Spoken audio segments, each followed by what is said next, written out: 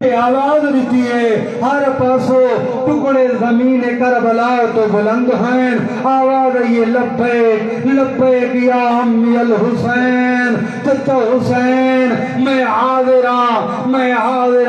حضرت مظلوم کربلا نے اپنی آبا لہائی زمین کربلا تے بچھائی بھئی روایت مظلوم کربلا نے اپنی آبا دی جھولی بنائی جویں مالی باغ دے پھل جوڑ دے اور مظلوم کربلا نے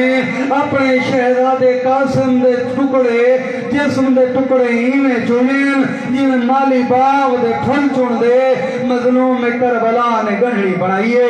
واحد لاش ہے جب مظلوم کربلا موڑے تے چاہ کے آئین ہانا لا کے آئین ادارو گنڈی دی شکل دے چاہ کے مظلوم کربلا آدھے پیہن یا خیمے دے دروازے تے قاسم دی امنی مولا حسن دی بیوہ جناب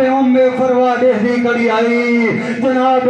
فروا نے مظلوم کربلا کو دیکھ کے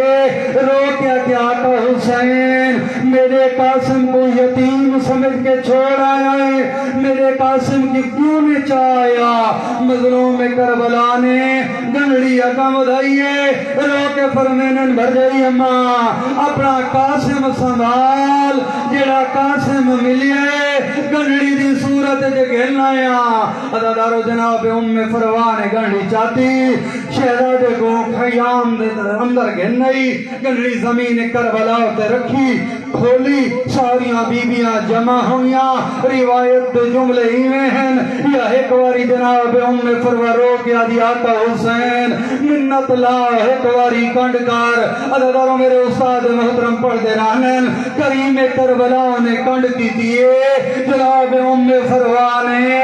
قاسم دے ٹکڑے تو خون اپنے سار دے والا تے لاؤنا شروع کی تے یا زمین کربلا ہوئے زلزلہ آئے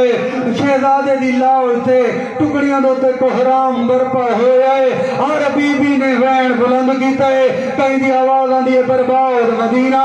کہیں دی آواز آن دیئے سنج مدینہ مظلوم کربلا دے میں چند لمحے پیچھا مڑ کے نہ دے دھا تو زمین کربلا پھٹ ونجے ہا میں نٹھائے بھر جائی اماں سار دے والا دوتے